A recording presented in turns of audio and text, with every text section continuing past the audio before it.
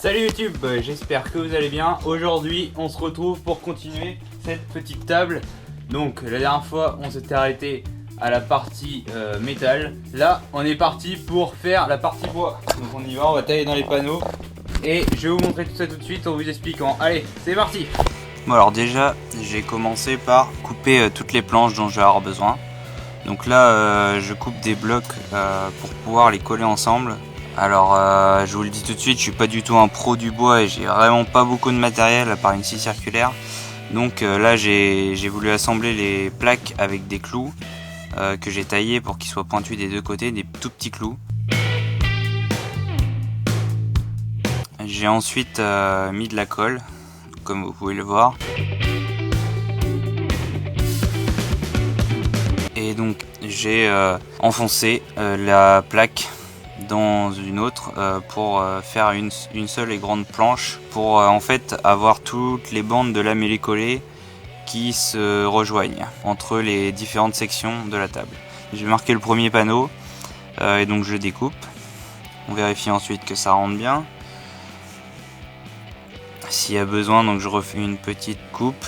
Donc là je me suis servi d'un niveau parce que j'ai pas de règle pour couper droit, j'ai pas de scie plongeante.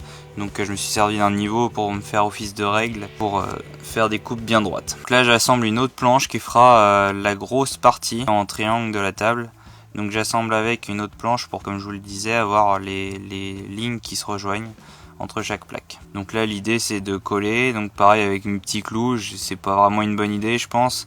Les menuisiers de YouTube vont hurler en voyant ça, mais j'ai pas de machine à domino où j'aurais pu assembler avec des petites plaques de bois comme le font les pros. J'ai donc mis tout ça à sécher avec des serre-joints.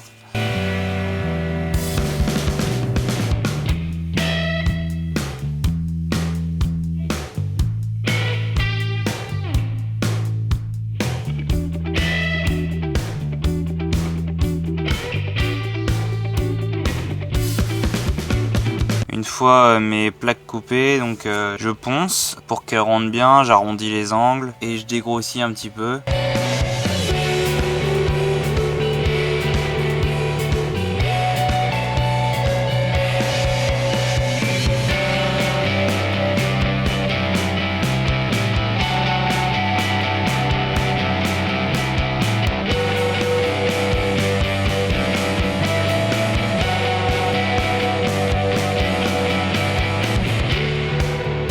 Donc là j'ai mis les plaques en place.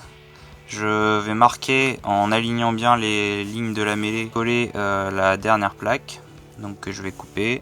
Toujours pareil avec mon niveau en le réglant bien à la bonne distance de la lame. Donc je fais bien toutes les coupes le plus droit possible pour que ça épouse bien la forme des plaques, des tubes de métal.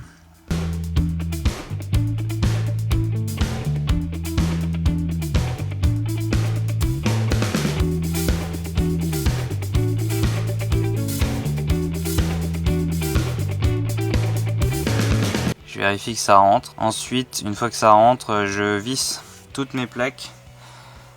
Et donc là, je vais attaquer un gros travail de dégrossissage. Donc j'ai qu'une ponceuse orbitale, ça aurait été pas mal d'avoir une ponceuse à bande pour ça.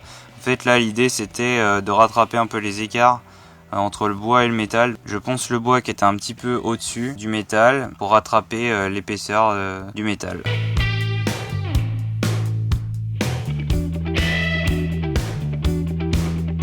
Ensuite là j'ai comblé deux fentes avec la pâte à bois. Donc la prochaine fois j'aurai plus qu'à poncer ces plaques, les vernir, peindre la table et assembler le tout pour vous montrer donc le résultat final. Ce sera l'objet de la vidéo de finition. Si vous avez aimé cette vidéo, n'hésitez pas à vous abonner et à mettre un petit pouce bleu. Ça me fera très plaisir. Allez, on se retrouve la prochaine fois. Allez, salut!